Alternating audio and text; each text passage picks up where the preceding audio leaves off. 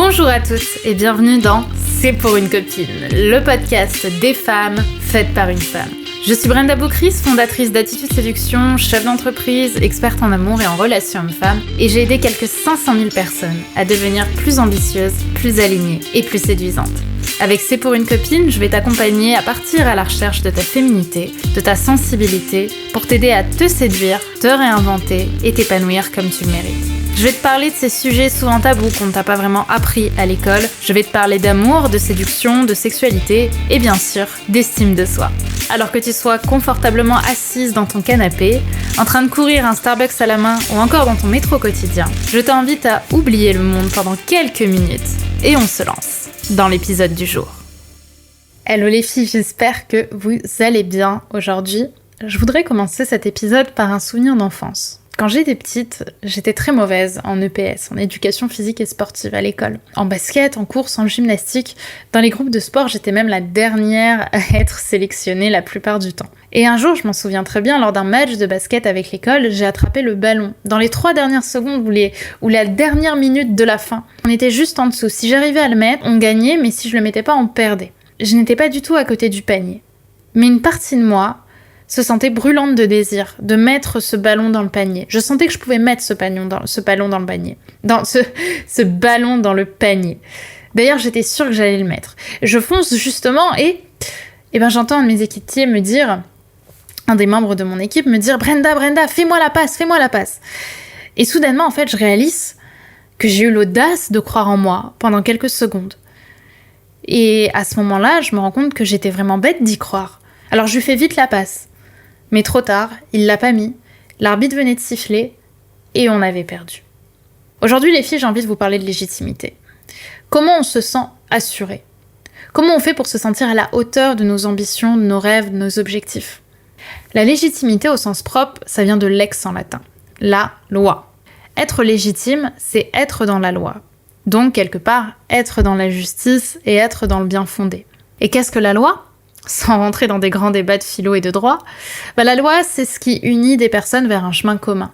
C'est ne pas être abandonné, quelque part ne pas être exclu de la société, puisque quand on est hors la loi, on est hors du chemin, on est hors des gens bien, inconsciemment. Donc peut-être qu'aujourd'hui, tu te sens douteuse, tu as l'impression que tu n'as pas le droit d'avoir des objectifs, comme tu en as, ou peut-être que tu as encore du mal à prendre la parole. On pense souvent que c'est le regard des autres qui t'empêche de surmonter tes peurs. En réalité, je pense que c'est un peu plus profond que ça. Je pense que ce qui t'empêche d'agir, c'est plus la peur de l'exclusion. C'est-à-dire la peur de décevoir, la peur d'être jugé, d'être abandonné. En fait, de finir isolé, car les autres ne voudront pas être aux côtés d'une femme comme toi. La reconnaissance des autres est l'un de nos besoins les plus primaires. D'un point de vue neuroscientifique, c'est même l'un des besoins qui génère un maximum de dopamine, qui est l'hormone du bonheur. Par exemple, être applaudi, être félicité, être admiré. Alors forcément, prendre le risque d'être détesté, d'être exclu, ça fait peur. Alors ça pourrait simplement s'arrêter là. Mais en réalité, manquer de légitimité, c'est une sensation qui te rend souvent malheureuse. Parce que c'est dans ton ADN d'avoir envie de donner tes opinions, d'oser parler en public, de suivre le chemin qui te fait triper, mais qui ne plaît pas forcément à tes amis ou à ta famille. Alors aujourd'hui, tout mon travail va s'orienter justement vers le fait d'acquérir, d'obtenir cette légitimité, de reprendre ton pouvoir, de reprendre ton feu intérieur et d'éclairer le monde de tes ambitions. Nous avons vu tout à l'heure que la légitimité venait des lois. Et justement, on parle généralement des lois de l'État comme des lois de bienséance. C'est-à-dire le fait de ne pas déranger, le fait de ne pas parler trop fort, le fait de ne pas se battre, de ne pas parler à un inconnu parce que ce sont des gens qui sont occupés, c'est bizarre. Mais ces lois, aussi importantes soient-elles, ne conviennent pas à ce contexte-là. En fait, à vouloir écouter tout le monde, on finit par tout confondre et on finit surtout par s'oublier. Alors le secret pour se sentir légitime, c'est de créer tes propres lois, de décider de ce que tu veux être, de ce que tu veux obtenir et de ce vers quoi tu veux t'éloigner. Finalement, de décider. Décider de ta propre définition de ce qui va te rendre heureuse. Qu'est-ce qui se serait passé si j'avais écouté mon cœur qui me criait m'espagner quand j'avais 12 ans ? Si j'avais pas écouté mon camarade qui me criait de lui faire la passe parce qu'il pensait bien que je n'allais pas réussir à mettre ce panier ? j'aurais probablement marqué le point de la victoire. Et en fait, je le sais parce que c'est ce qui s'est passé. En fait, ce jour-là, pour la première fois de ma vie, j'ai décidé d'écrire ma propre loi, de ne pas écouter les autres et de me faire confiance. Et du coup, depuis l'autre bout du terrain, la petite nulle en sport a marqué le panier de la victoire alors que personne n'aurait misé 1 euro sur elle. Je me souviens alors de ce garçon qui m'avait dit « Bravo Brenda, franchement bravo », alors que j'avais eu si peur de le décevoir quelques minutes avant. En fait, la légitimité ne se donne pas par les autres. La légitimité, c'est toi qui vas aller la chercher. Elle se construit, elle se fonde en créant tes propres lois, comme celle que j'avais créée justement ce jour-là. Ma confiance en moi passe avant la confiance que les autres me portent. Inconsciemment, c'est ce que j'avais écrit ce jour-là. Et c'est ce qui m'a permis de mettre le point de la victoire. D'ailleurs, peut-être que tu te dis que les grands leaders de ce monde avaient une place toute faite qui les attendait. Mais il n'en est rien.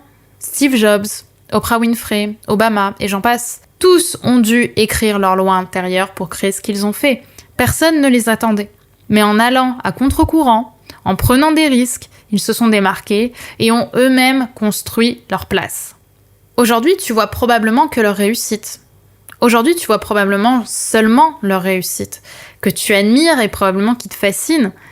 Et pourtant, il leur a été difficile, mon Dieu, d'obtenir cette place. Mais leurs rêves, leur ambition étaient si brûlantes qu'en écoutant non pas les lois préécrites, mais leurs propres lois intérieures, ils ont accepté d'aller à contre-courant et de créer du jamais vu. Et aujourd'hui, on les admire pour ça. Aujourd'hui, on voit que ça, mais on voit pas combien hier, ils travaillaient dur. Ça peut faire peur. On peut d'ailleurs toujours être terrorisé par la peur d'être exclu de la société, en choisissant de prendre la parole. Mais en écrivant tes propres lois, tu n'auras plus cette angoisse. Car même si c'était le cas, tu te sentirais toujours plus heureuse d'être moquée pour ce que tu es que d'être appréciée pour ce que tu n'es pas.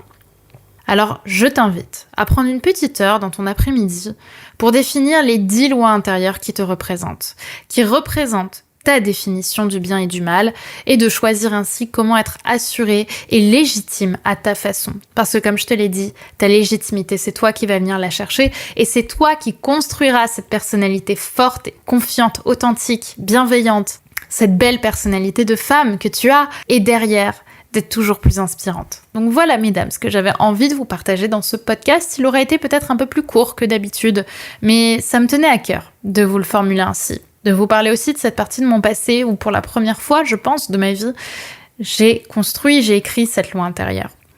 Donc j'espère qu'il vous aura plu et qu'il vous conduira un peu plus dans l'écriture de vos propres lois et sur ce chemin vers votre légitimité. Je vous remercie mesdames, j'espère encore une fois que tout ça vous aura plu. N'hésitez pas à mettre 5 étoiles d'exception si ce podcast, si cet épisode vous plaît, si vous aimez et si vous avez envie d'encourager mon travail parce que ça fait vraiment plaisir d'avoir vos retours. Je vous invite également à me suivre, à me rejoindre sur mes autres réseaux sociaux comme YouTube et Instagram. Vous pouvez me trouver simplement en tapant Brenda Boukris.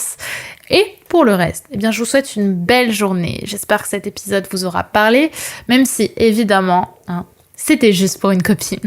Bye bye les filles. Et voilà, c'est déjà la fin de cet épisode, de notre épisode du jour. J'espère qu'il t'aura plu et qu'il t'aura séduite. Si tu aimes ce podcast, n'oublie pas que la meilleure façon de me le dire, c'est d'y mettre 5 étoiles, de le recommander autour de toi et de me partager tes jolis commentaires. Ça me fait toujours énormément plaisir de pouvoir vous lire et de pouvoir voir un petit peu à quel point tout cela fait sens pour vous, fait sens pour toi. Je te remercie d'avoir regardé ce podcast. N'oublie pas de t'abonner si ce n'est pas déjà fait puisque je vais t'en publier très prochainement. Donc je te dis à très vite pour un prochain épisode et n'oublie pas que tout ça, c'était juste pour une copine.